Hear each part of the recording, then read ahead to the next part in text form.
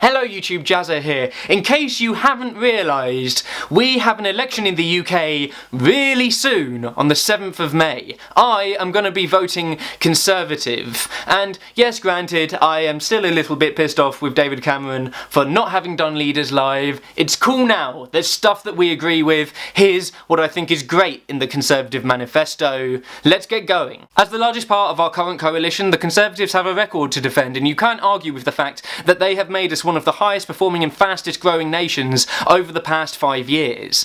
Good on them. Surely this is something good for us. We need to be looking at the positives of how we're viewed internationally so that businesses want to come here and invest, so that people want to come here, live and work and pay tax, and so that we can get on internationally in the world. You may have seen a running theme throughout these videos. I think that we should have a referendum to see whether we should be part of the EU or not. The Conservative Party itself is split.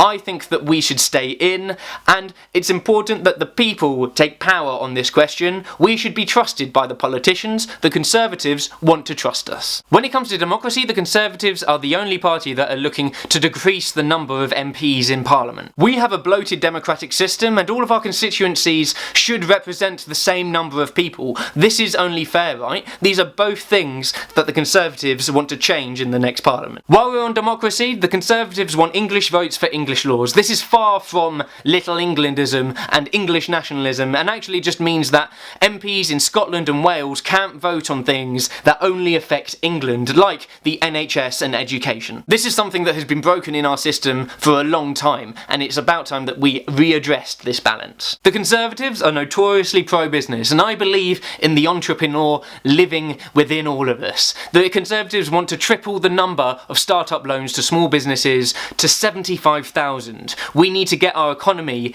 going again. Yes for the shopkeepers, yes for the app builders, yes for the people who are taking control of their lives, employing people and feeding into the economy. While we're also talking about business, the Conservatives want to have 3 million apprenticeships. That means that people who haven't done well in school, who aren't necessarily academic, have a chance in life. For too long, somebody would have failed at their GCSEs and just been forgotten, right? An apprenticeship and an increase in apprenticeships means that there are chances for more young people to be able to make something of their lives. There are legitimate reasons to vote for all parties. It's your job to look through and past the media rhetoric and educate yourself. Check out the resources in the down bar, and if you've got a spare 10 minutes, why not play Verto? You too could end up being a bit of a Cameronette.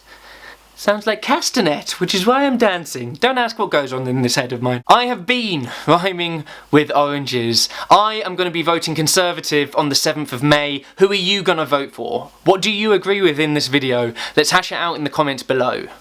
Boom boom. 5 parties done. Maybe there's going to be another video tomorrow. Maybe. Subscribe to find out.